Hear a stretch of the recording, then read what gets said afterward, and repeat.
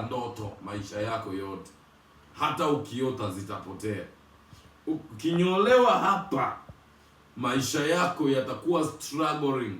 Utakuwa mtu wa kutumikia kazi watu wengine, hata ulipwe milioni ngapi za fedha hazitakusaidia wewe, kwa kuwa mvuto, thamani yako haipo. Hata kitu chochote unachokipata hakiwezi kukusaidia. Lakini hapa ukinyolewa nywele huku kwenye kichogo, hii ndio ufahamu, uwezo wa kupambanua na kusimamia fursa zako. Maana yake wewe utakuwa ni mtu wa msahaulifu wa mambo. Utakuwa unaweza ukafuga, lakini vyote vinakufa. Utakuwa unaanzisha biashara, lakini hazifanikiwi. Kitu gani kinachezewa? Kichwa ndio kimebeba nyota ya mvuto, gimba mvuto wa mwanadamu.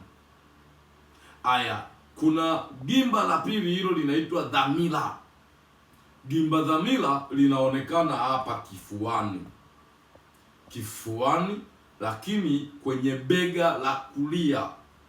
Ukifanya hivi, kuna kanundu ka mfupa wa bega huwa kanatuna pale. Inapotengenezwa shimo, huwa ndipo inakuwepo hiyo gimba dhamira.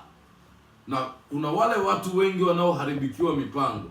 Wengi huwa mnaota mmechomwa sindano kwenye bega, au mmepigwa kofi kwenye bega, au mmebebeshwa mzigo kwenye bega, au kuna kitu kinatembea kwenye mabega yako.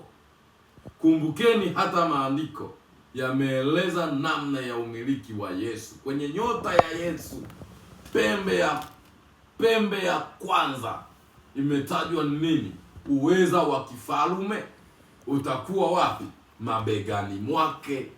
Kwa hiyo hii ndio imebeba gimba dhamira, lina respondi kutoka kwenye bega linakuja hadi kifuani. Lakini kwenye sehemu ya mgongo, kati kabisa ya mgongo, huwa kuna alama. Mtu yeyote ana alama kati ya mgongo.